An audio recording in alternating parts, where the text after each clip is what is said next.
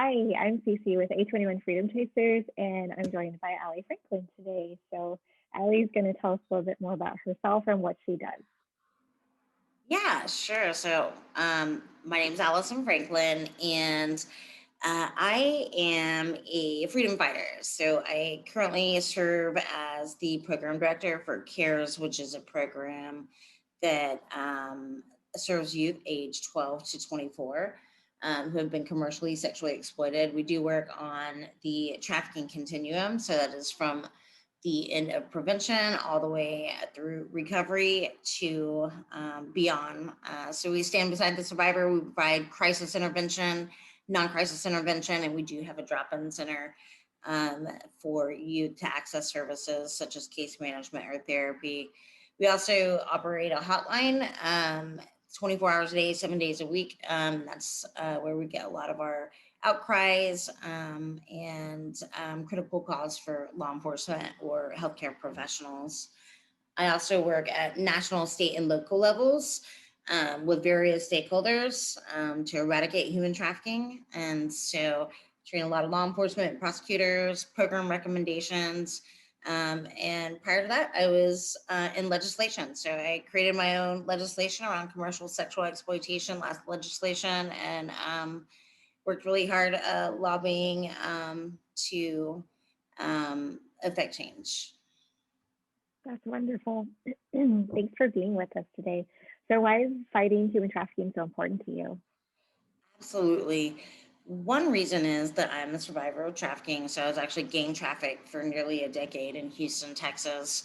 So it's a critically important issue to me. But also a number of the vulnerabilities that are such a tragic common thread, um, such as childhood sexual abuse, homelessness, runaways, etc. I experienced all those things prior to being trafficked. So I recognize the importance of addressing those issues so that we can reduce those vulnerabilities for our youth and adults. Yeah, no, that's good. So what you said, you mentioned that you work with the Human Trafficking Task Force here in Texas. What kind of goals do they have, and where are they located? Yeah, so the Texas Human Trafficking Task Force, Prevention Task Force, is actually a legislative body that was, I believe, issued last legislation, Texas Ledge. And it's really to work on creating strategic efforts to eradicate and address human trafficking in the state of Texas. So it is a process to become a member of that task force. So you actually can't be an individual. You have to, represent some type of stakeholder to be a part of that process because it is state mandated. So I know they have strategic goals this session that can be actually found on their website. It's under the Attorney General's office. But a lot of the focus this session or this year, the next coming years, is to reduce demand, reduce the vulnerabilities in the populations that often are finding themselves in precarious situations, eventually being trafficked. Also, to provide reports, right, to legislative bodies and training and web based trainings for critical stakeholders. Awesome, awesome. So you mentioned the focus this year is going to be like to stop demand or to reduce the demand. Explain demand to us for people that don't know what that is. Absolutely. So I always say that the root cause of trafficking is traffickers, but it's definitely based on the concept, the economic concept of supply and demand. So without the demand of purchase sex, those buyers out there, there would not be the need for prostitution. And without prostitution, there would be no commercial sexual exploitation. So sadly, historically, our state has targeted our low hanging fruit, which is our most vulnerable populations in that aspect.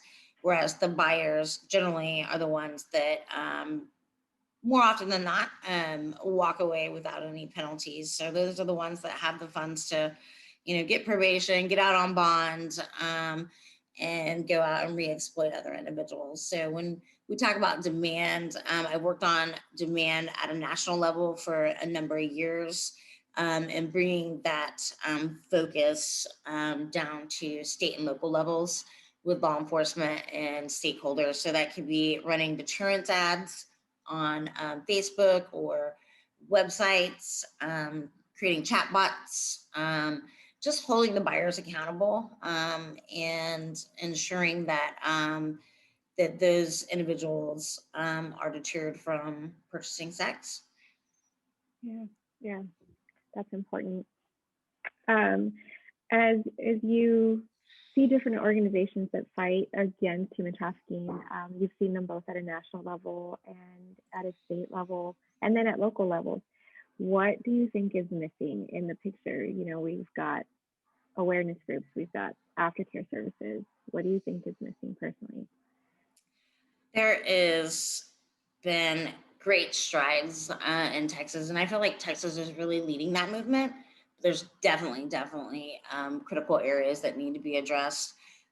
One is the overrepresentation of people of color in this in these experiences. So unfortunately, just like I mentioned, I worked on legislation last session, and in the bill that I created, I pulled data on arrests for prostitution, and over 70% were women.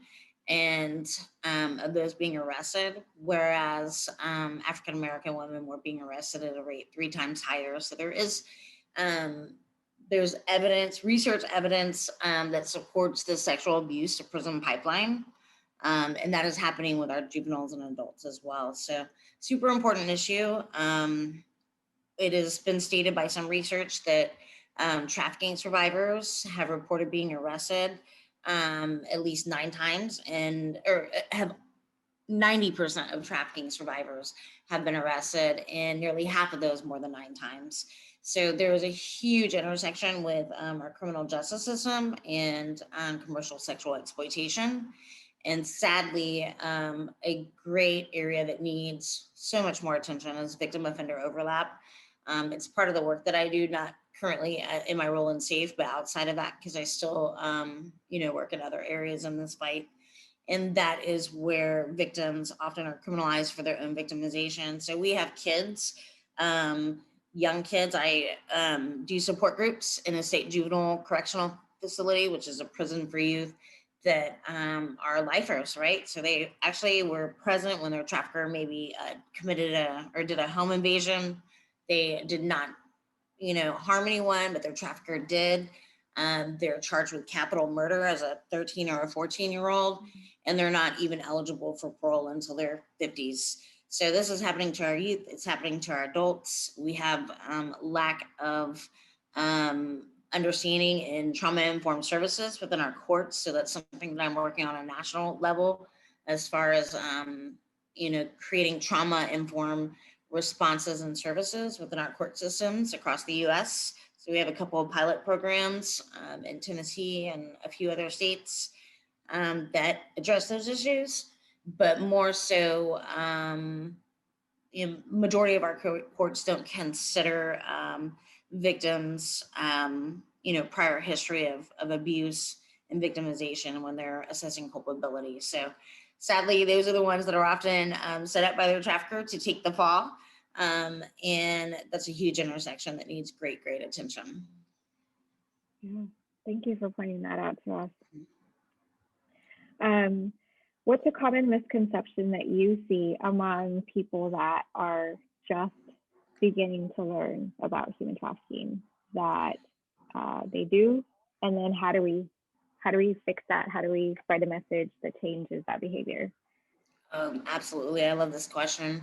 And I love so many people that are invested in this fight, but I feel that our anti-trafficking movement has really poorly branded this issue. All you have to do is look at media or do maybe a Google search or a web search for human trafficking organizations, not to say they don't do good work, but we always are flooded with images of young, pretty white girls tied up, beat up, chained up. And the reality is, not to say that doesn't happen, but we create this picture in our mind of the movie Taken. And not to say those things don't happen, because I myself was kidnapped. And there is extreme force and brutality that these victims experience. But we're looking for those individuals in the community, and we're missing the very people that are right in front of us that that don't fit into that misconception, that preconceived idea. So those individuals that are lured in by that romantic partner, right? That they fall in love with, and that is promising to meet all their needs. We're missing that person in psychological bondage, and so I think it's really important that we show the realities of this in an accurate way. And so I think that's super important. Yeah, no, that's really good. Um, so as a survivor, right, and an abolitionist and someone who is making changes in the legislative side of things, and championing other causes as well, um, how important have you seen it that survivors are invited to make decisions and to drive change? Yeah, this is like probably at the top of my list as far as priorities, is that if it's about us, it should include us. So there's no better individuals that can share the nuances and maybe not frequencies, the nuances and importance of these changes, and understanding the mindset of the victim and the traffickers than someone that's actually experienced these things. And for me, I feel that every aspect of this fight, whether it's legislative, whether it's law enforcement, prosecutors, should be survivor informed, from organizations that tokenize survivors, that just, maybe invite them to be on their board and maybe ask a few questions. These survivors should be embedded in every aspect of this movement, from the decision making, having a place at the table, and being compensated for their time. So that's also another issue. um, we have a wealth of experience and knowledge that is unique, and it is critical that we invite those survivors and empower them with those spaces to affect change in this fight. Yeah, I know that you've been someone to advocate for that and make some real changes, in our state for it. So thank you for that. Um, what are some ways that the community can become involved in fighting human trafficking that you feel like makes sense? Yeah, one, be really up to date and relevant on the information regarding human trafficking and the signs. Please educate yourself. There is a lot of garbage out there that fuels these misconceptions and preconceptions, including even that about traffickers, right? So oftentimes we have this idea of maybe Snoop Dogg or Ice T when we think of a trafficker. And you're missing the guy in the suit that's ordering that caramel macchiato in front of you at Starbucks, or eating dinner next to you and your family at the restaurant that you're in. So to be really up to date on that information is super important. And pay attention, right? Pay attention. So too often we're on our phones, or just in a daze, moving about our day. Pay attention to your surroundings and be an active bystander. If you see something, say something. So oftentimes I have worked with survivors that at first did not self-identify, and if it weren't for someone that just had a hunch, had an idea, just had this gut feeling, that reported it, they might not have been able to get out of that situation. Also, if you have time, donate your time. If you have money, donate your money. There's always need for resources. So I can assure you that there is a pool of money that is trickles down from our federal and state government, and we're all vying for the same piece of pie, to make the changes that we need to make, for better outcomes for our survivors. So if you have money, donate, and just that's it. So knowing what you know about human trafficking, and what would be Allie's mind and personal thoughts on how we could end human trafficking? we need culture change. We absolutely need culture change. And without a doubt, this is gender-based violence. So it does happen to men and boys, but overall, this is violence against women. And we have a culture that supports that. So through pornography, through rape culture, hookup culture, all those societal norms that perpetuate this objectification of women needs to be addressed. So that's inviting men into these spaces, right, to affect change in their circles. And holding them accountable, like having men hold other men accountable in men's spaces. So if that's locker room talk, talking about women, joking about her body, our media too objectifies women. Just look at the commercials, sex sales, um, educating our community on the harms and consequences of porn. And I mean, there's a number of issues that would have to take place, addressing that structural violence and systematic oppression that also perpetuates and upholds trafficking. And so that could be, our juvenile justice system, our prison system, our child welfare system. Those are huge community segments that, without a doubt, fuel human trafficking. So just addressing those vulnerabilities in our community, poverty, economic empowerment. We can't expect to extract someone from a situation, um, from commercial sexual exploitation, and not be able to provide them with economic opportunity. Because for those that are just surviving, right, that's their only viable option. So we have to change the conversation around the perfect victim, and a number of things. Yeah, that's good. That's good. There's if there's someone listening that is listening to you talk and has heard that you're a survivor, what are some things that they can look out for in their own lives that maybe they'd recognize and be able to identify as a trafficked victim, or know of someone who's in a situation that is potentially being lured? What are some things that would really stick out to help them identify as such? Yeah, and I mean, for me, self-identification is very, very fluid. So I have worked for a number of years with people along that continuum of change, and so for me, um, because that trauma bonding is so severe, and it's a hard pill to swallow, like, right, that's not my husband, that's my pimp, right?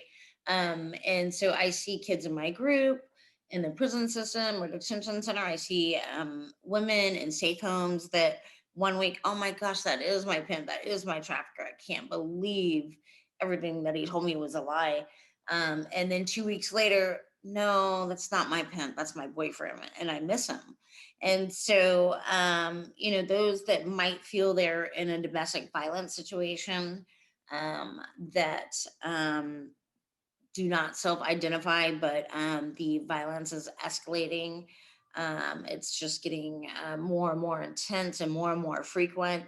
If you have someone that's controlling your movements, so it very much mirrors some and very similar to some of the indicators for domestic violence. Oftentimes, even other agencies or partners might misidentify someone that is a victim of domestic violence. So, someone that's controlling your movement, doesn't allow you to have eye contact with anyone else.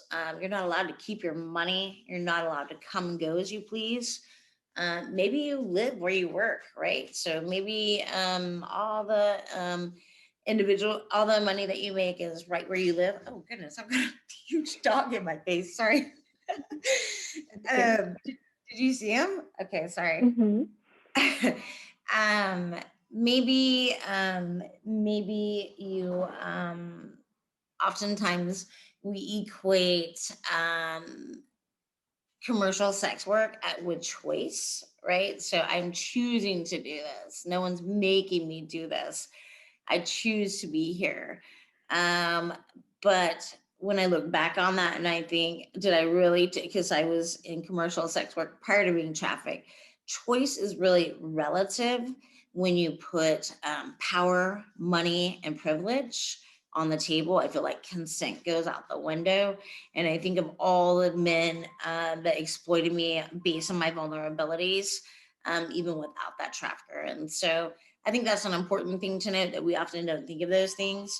And that, if there was other viable options outside of the commercial sex industry, I guarantee you anyone would want to get out. So to rethink that idea of choice, do you really choose to be there, and get help? Yeah, wow, so good.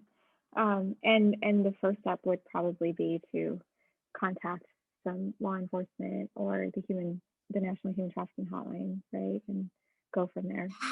Yeah, the National Human, I mean, Polaris is amazing.